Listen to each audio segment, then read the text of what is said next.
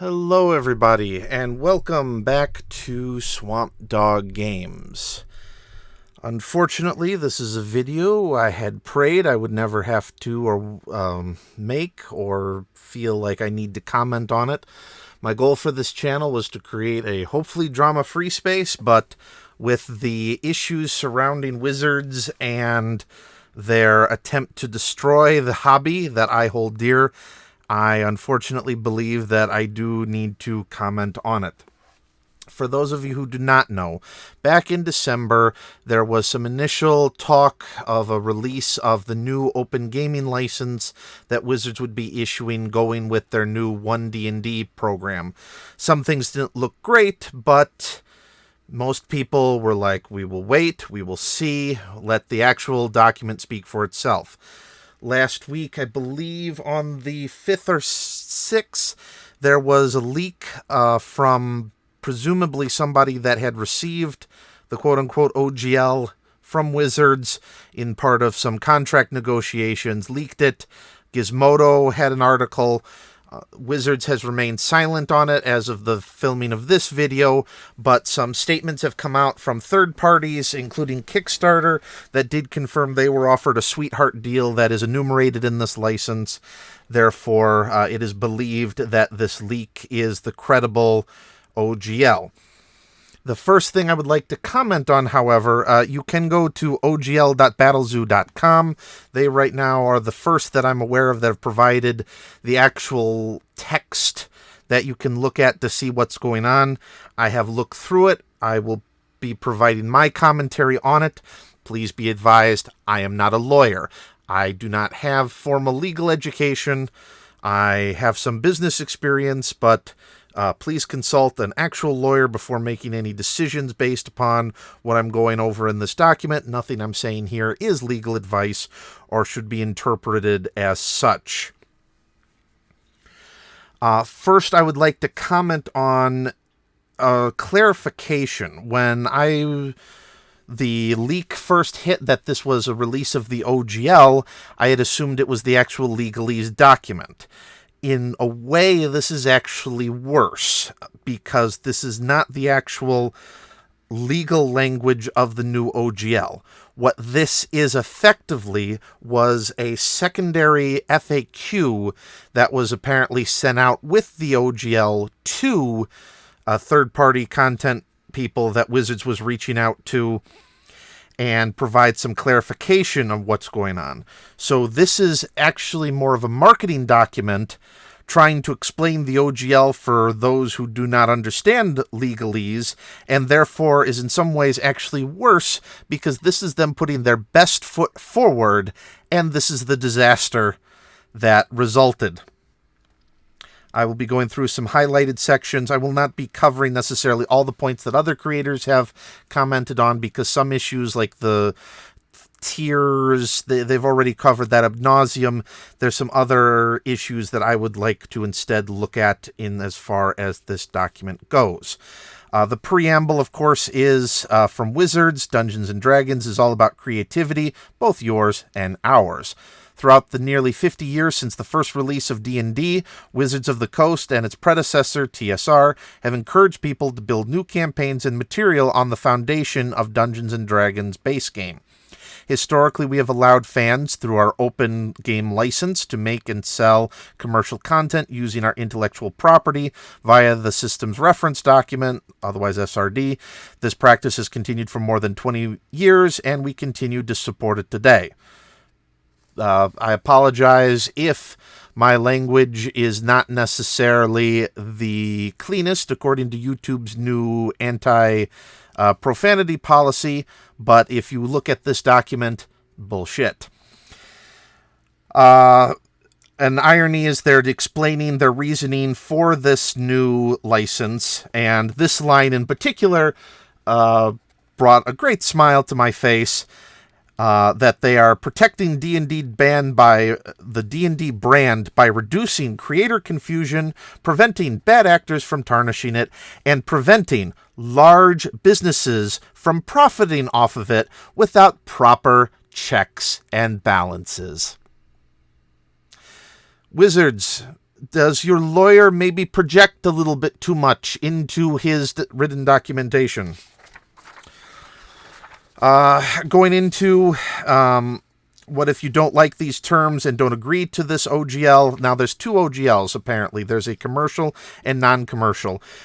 Either one is egregious, but the language in this FAQ focuses a lot more on the commercial one. It says that you cannot earn income from any SRD content that you create on or after January 13th, 2023. If you do not agree to all of these outrageous provisions that are released in, are expounded upon in this document.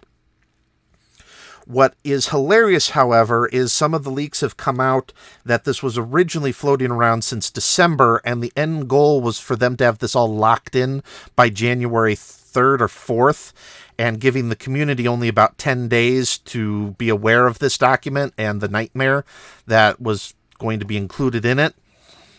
But considering the fact that Wizards has officially remained silent and has not published any statement on this, that the date of January 4th, in fact, the leak of this happened after what was believed to be their initial release date, to me seems to indicate that anybody that they handed this to probably was so legitimately freaked out about the garbage provisions that are included in it, the pushback from Wizards' chosen creators that they tried to force this mess on was probably so bad that they had to pull back and regroup and figure out where they were going to go with this document, because it is the 9th as of the filming of this video. They still haven't released any information on this, which makes me believe that their initial push that they thought would be to quote-unquote sympathetic creators probably did not go so well.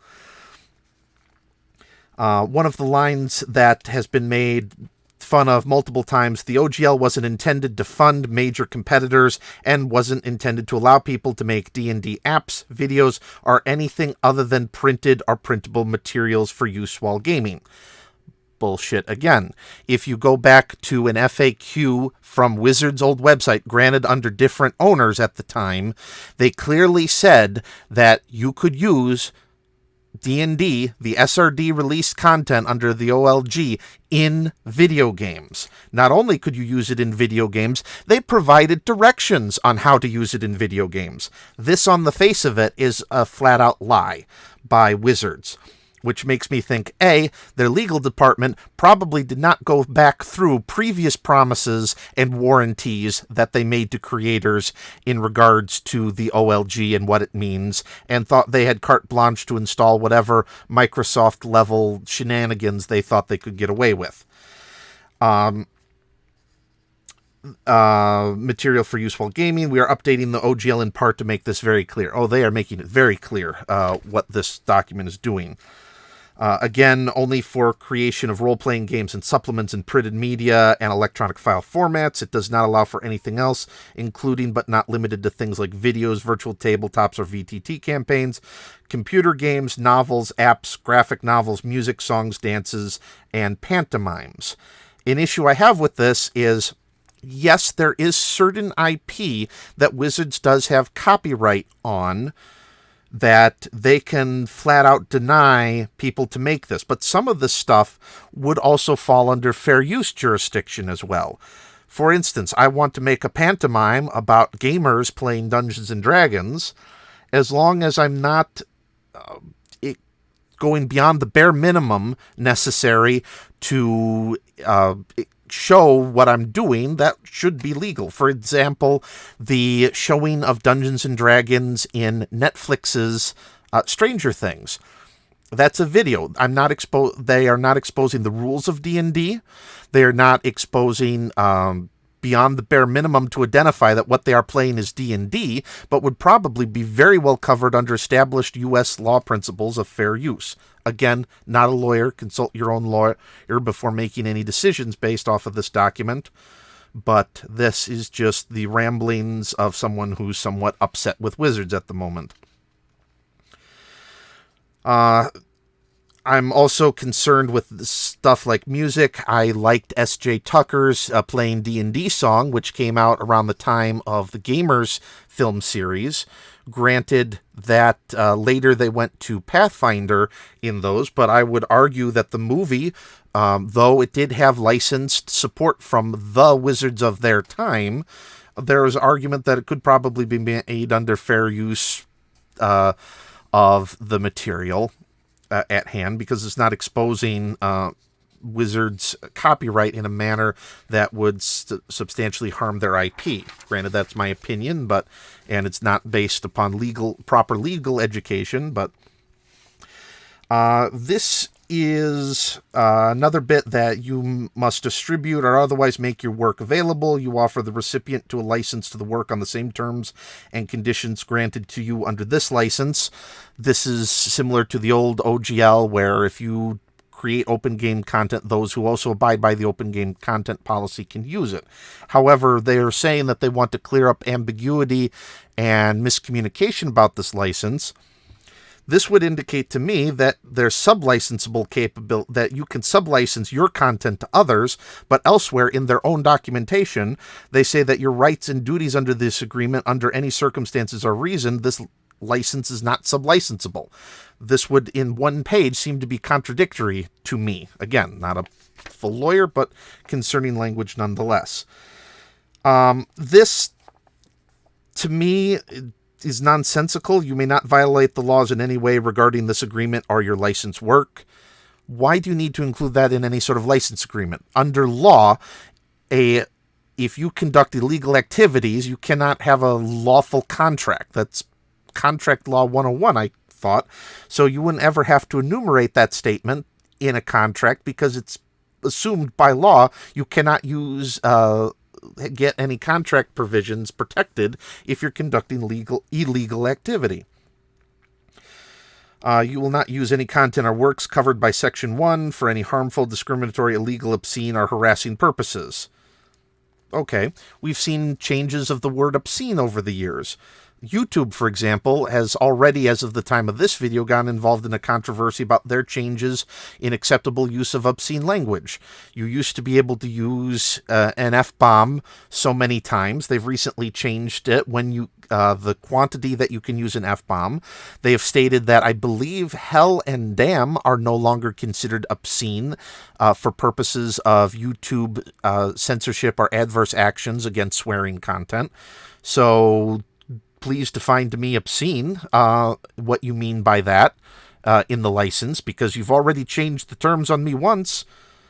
I'd like to see how you do that again. Discriminatory. People like to say, I don't discriminate. There's a lot of things that we do and should discriminate against. For example, I like the idea that I work with a organization that works with youth. I like the fact that our organization discriminates against those who want to engage in illicit activities with youth. That's an acceptable form of discrimination that's codified in U.S. law, that if you conduct illicit activities against kids, you can be excluded from kids' activities. I find that acceptable forms of discrimination. Now, I know they're relying on people thinking discrimination based upon protected classes like race, sex, gender. Those are protected that under U.S. law that you can't discriminate upon. But again, if you're not going to define discriminatory, that it's those protected under U.S. law about against classes that cannot be discriminated against, it does concern me. You will not attempt to circumvent or go around this agreement anyway. Lots of luck on that. This agreement, along with the OGL, is updated previously available OGL 1.0a, which is no longer an authorized license agreement. We can modify or terminate this agreement for any reason whatsoever, provided we give you 30 days notice. We will provide notice of any such changes by posting the revisions on our website and by making public announcements of the changes through our social media channels. This is the biggest issue.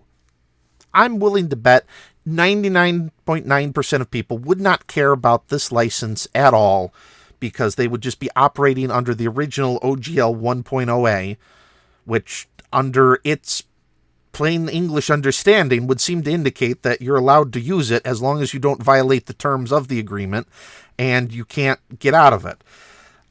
Even Wizards' own website, back again, 2004, said that, hey, if we make a change to the OGL you don't like, just go use the last OGL/SRD combo that you did enjoy, and we know we'll suffer the consequences for it. That, to me, is a statement of warranty about the meaning of the OGL 1.0a that this seems to run counter to. The other thing that I find interesting is the specific reference of OGL 1.0a. Now, there's also OGL 1.0. There are some books that still release under the old OGL 1.0. This entire document seems to be silent on the question, what about OGL 1.0 language? There's the 3.5 SRD. This document only seems to attack the 5.1, the SRD 5.1.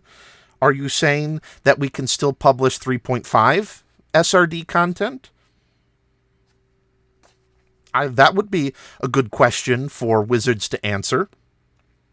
I will also be, after looking at this document, looking up the older 1.0a and see how that differs, and maybe there's even more positive creator language in there that prevents Wizards from screwing with that the same way that they're screwing with the OGL 1.0a. But that's a good question that this whole FAQ remains silent on. This was a printing mistake. Additionally, if you sign on to this atrocious agreement, you waive the right to sue us over our decision on these issues. We're aware that if somehow, and that's in their bit here, that they at any time, if they believe you create content that's against protected classes in this country, they can immediately suspend or terminate your agreement. But you waive the right to sue them over their decision on these issues. So if you behave illegally, some of these are not protected classes in other countries. What if another country has legal discrimination? I wouldn't want to live there, but it could happen. How enforceable is this in other countries, I ask?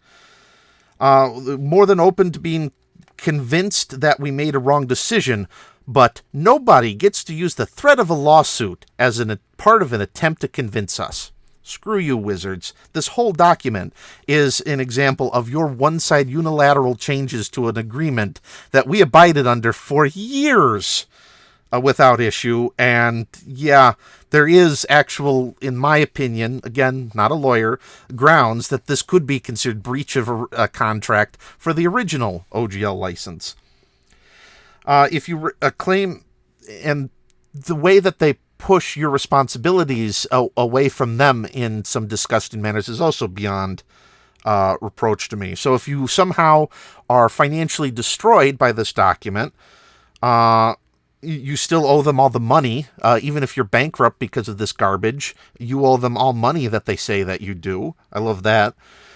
If a claim is raised against you in connection with a licensed work, and you aren't defending such a claim to our satisfaction, we have the right but not obligation to take over the defense of the claim against you. If we do so, you will reimburse us our cost for expenses related to that defense. So if you're sued for any reason because of this, and they believe that you're not defending the claim property, they can step in, use their lawyers, and now you have to pay for their butting in your lawsuit. These guys have a hell of a lot better legal counsel than what I could afford, and now you're telling me that I have to pay you for you jumping into my own lawsuit? The privilege of you making me financially liable for your own crap? You agree that nothing prohibits us from developing, distributing, selling, promoting something that you made. That's already known. I mean, that's part of open game content. As you create something that's open game content, anyone can use that open game content. You own the new and original content you create. You give us a non-exclusive, perpetual, irrevocable, worldwide, sub-licensable, royalty-free license to use that content for any purpose. This combined with anything else. Talk about harassing in here. I want to make a adventure content where the head of WotC is I use her name as the evil wizard that is trying to destroy the freedom-loving people of Gametopia, for Pete's sake, you could declare that unilaterally harassing. I waive my right to sue over it, and then you go, people don't like us. Why don't we release that adventure so that others can pay for the right to use an adventure I created? No, thank you. They reserve the right to update the licenses. They waive no rights. If they fail to exercise any right, they have the right to change it in future. Governing laws and class action waiver. So if you were dumb enough to sign this too, you must be governed by the laws of the state of Washington. Now, this, I haven't encountered this that much, but it could be an issue where you engage in activity that's legal in your state, but maybe illegal under Washington. You're now subject to Washington law under this, and they can sue you and find you maybe criminally liable for something that happens in the state of Washington that's perfectly legal in your own jurisdiction. That's an issue. And you waive your right to participate in a class action or collective lawsuit against them from a dispute. You waive the right of a jury trial for any dispute or cause of action related to or arising out of this agreement. Even in some of the most draconian big tech contracts I've seen over the years, they're usually good enough to have a arbitration clause in here that even though arbitration is stacked against the plaintiff, they will usually still pay for the arbitration expenses because they know everything is so onerously one-sided that they have to give at least something of an out if problems arise because of how screwy their one-sided contracts can be. Oh, man. Leveling up under this agreement... this is a clause in here talking about the tier levels that you fall under and your royalties that you owe them. And I love here the language this effectively, if they don't destroy you by the onerous nature of this contract, then they may reach out for you to do an actual beneficial licensing agreement. Thank you, wotc, for that pleasure. That if I survive long enough to actually make any money off of this, that you might reach out to me and make a more decent licensing agreement. Thank you so much. They give an example of the Kickstarters, that any money raised as part of a Kickstarter is now possibly owed them for royalty purposes, even if you include items that are not directly related to the SRD content or open game content. You include miniatures, for example, as part of your Kickstarter campaign. They get a royalty on that if it's included in a source book that you are raising funds for. So it also destroys the ability of people to raise money on Kickstarter, because now they have to separate out all these other tiered content that they use to help drive up people's interest in it, and now have to separate those out. At will, they can require paperwork or documentation from you in connection with any of your works that you have to register with them for, and you have to provide it to them. This is another question I have. If you will not state, suggest, or imply that your licensed works are endorsed by or associated with us, except that you must apply the creator badge to indicate that your licensed works are compliant with this agreement. Well, here's an issue I have. When people put on compatible with 5e, to me that's a very clear designation that you are not making actual 5e material. You are just making a statement that you are compatible with it. You start having to put people required to put this creator product badge on your stuff. That would actually seem to imply, however, that your works are endorsed by, because of all of your draconian garbage that you've enforced in this document. The fact that you haven't revoked their license would mean that, and you have to review this material, remember, wizards, you're saying that all material submitted has to be reviewed by you. would that not indicate then that when I see this badge on that, that you have effectively implied that this is endorsed by you because it hasn't been actively revoked by you? I have that question in regards to this. And associate with you, again, the fact that you are requiring me to abide by these terms, therefore I have to meet your terms in order to create my own works. The fact that you have carte blanche to review and make decisions on my content, whether or not it's actually permitted, that would seem to indicate that it is associated with you. I don't see how you can make this statement with a straight face. We have the sole right to decide what violates our terms, and you agree that you will not contest any decision via any suit or legal action. So not only can you not engage in a class action, but they can effectively, at any time, if they believe that you've violated any of their IP in here, if they haven't terminated you for the ambiguity of some of their other policies, you waive any right to sue them for a decision. Yeah, you waive any duty of good faith and fair dealings we would otherwise have in making any determination. Who in their right mind would sign something so egregious? Now, I don't even have the presumption that you are required to engage in good faith and fair dealing, two concepts that I thought were required by law, by statute and contract law, that you by nature have to engage in good faith and fair dealings with your actions, and I waive that right? You waive your rights to sue on their decisions if they somehow overstretch their decision of what is or was not objectionable, but nobody gets to use the threat of a lawsuit against them to convince you. Yeah, screw you, wizards. If a claim is against you in connection to your licensed work, and you aren't defending a claim to our satisfaction, we have the right to intervene, and you pay us for getting involved in your lawsuit.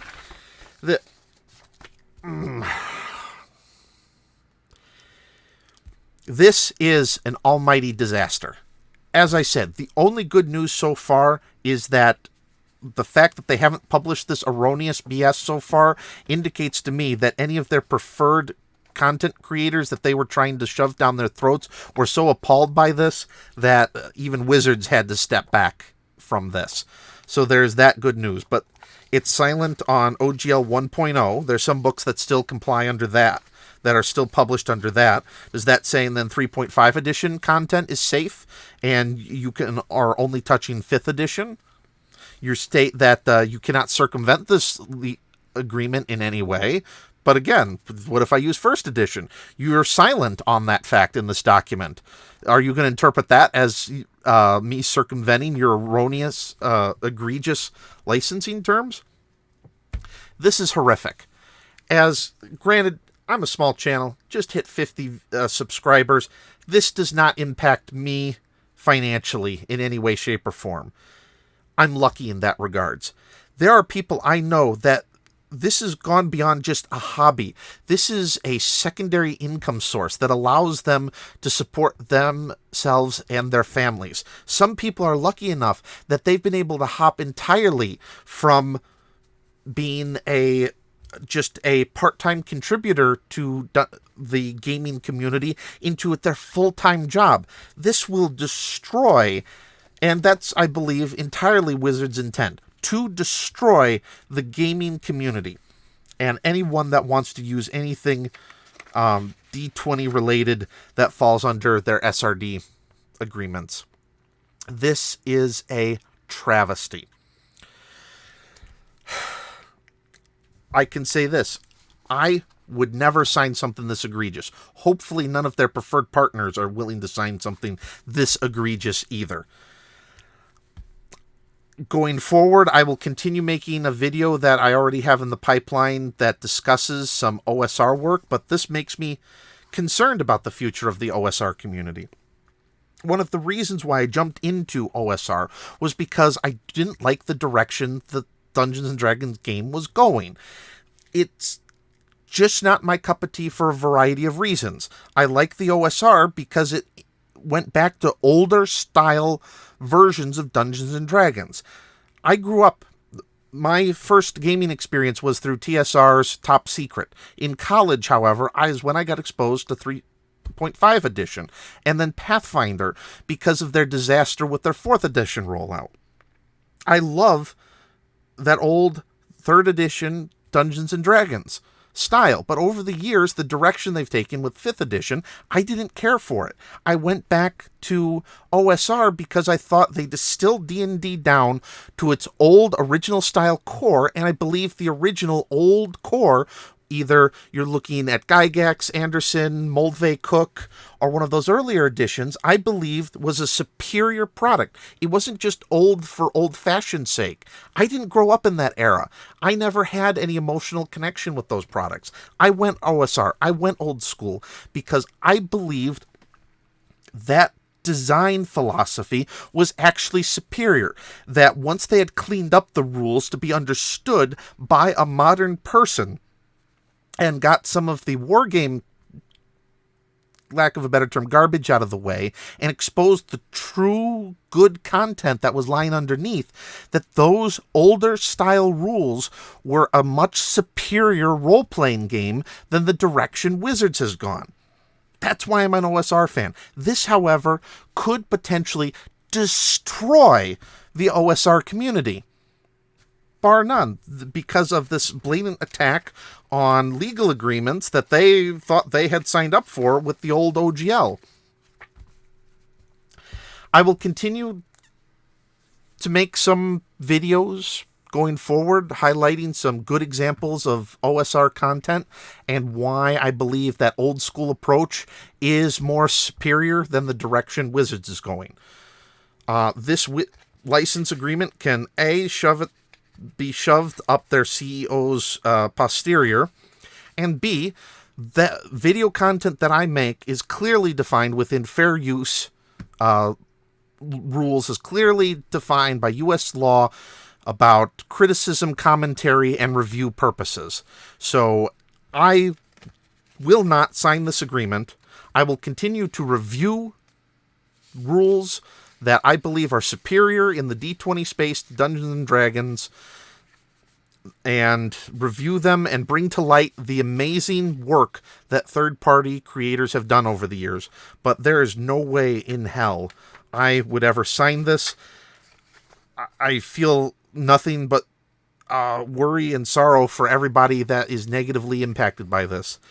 I hope they are financially in a position that they can survive them being destroyed by Wizards, but this is, bar none, a disaster. Going forward, this has been Wizards, as far as I'm concerned, declaring war on its customer base. Wizards, while, even if you backpedal on this, I stopped supporting your product ages ago, you're done in my mind. I will never, through the entirety of the current CEO and her minions that currently own and are trashing the gaming community, support another D&D product ever again.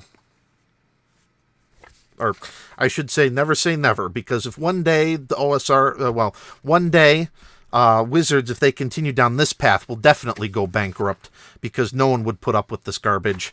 And when, like, Troll Lord Games buys them for 50 cents because they've so trashed the value proposition of Wizards, I'll probably buy it then, because I like Troll Lord Games as a company. I like Necrotic Gnome as a company that publishes OSR content.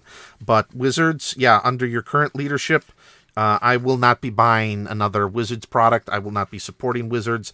I will make sure on every possible opportunity I have to show exactly how the community is better than you, and that you are a pathetic excuse for a company, and to even dare call yourselves gamers a couple times in this document is obscene, as far as I'm concerned.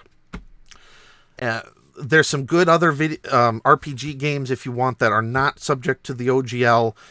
I have up already 2 links to a Humble Bundle, one with Forbidden Lands, and the other with, the other one's DCC. That's OGL. Yeah, the only one I have up right now is Forbidden Lands. That's non-OGL. Like, this is such a disaster. Even games like the Open D6 system, which is not a D20 system at all, which was released by West End Games before they went belly up. I have questions over, could I even use OpenD6 now? Because they relied on the old OGL rather than create their own license agreement. Would I be in trouble now for using the D6 system and refusing to use this because I'm not complying with, they say, the old OGL is no longer an authorized license agreement? That's a good question. This is a dark day for gaming, but there's a positive limelight on this. This is going to create, for everyone that always wanted to create their own game, please do so. Go on to itch.io. Go on to DriveThruRPG. Create your own systems. Get your name out there. The only way to fight it is to create so much competition and make Wizards investors so fearful of the future with this disaster that they end up pulling the plug on Wizards from engaging in this type of disastrous and so onerous legal mess. I apologize for this being more of a ranty video than I had intended. If anyone can put down in the link comment section below non-OGL RPGs that they've played, that they've enjoyed, spread the word of all the competing role-playing game systems out there to try to get some momentum and to create a space that soon-to-be refugees from the OGL community can run to take their creative energies, to take their love of open gaming, and to take it elsewhere into companies that don't so thoroughly hate and despise their customer base as Wizards does.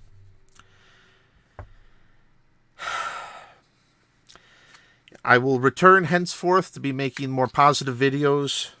The only video on this I hope to ever make again is eventually when Wizards recants on this disaster. Otherwise, it will be focused on content creators and their good quality RPGs. I'll continue covering OSR RPGs while they're still around, while they're still available, and showing off the amazing community-created content.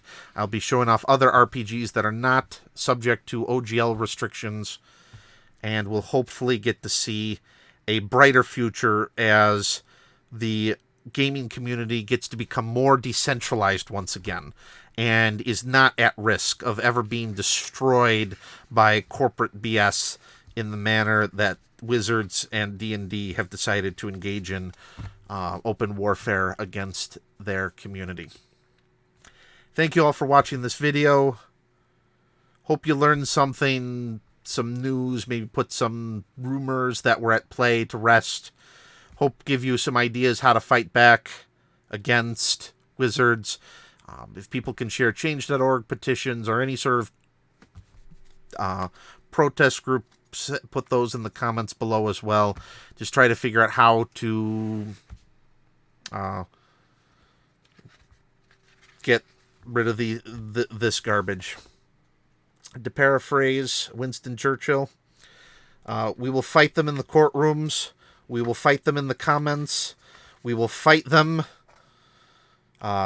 in the development, and we will fight them of new content, and we will fight them in the public opinion polls. We will never surrender on this front. Thank you all. Have a good day, and hopefully see you next time with some good gaming content once again that is not Wizards. Have a good day.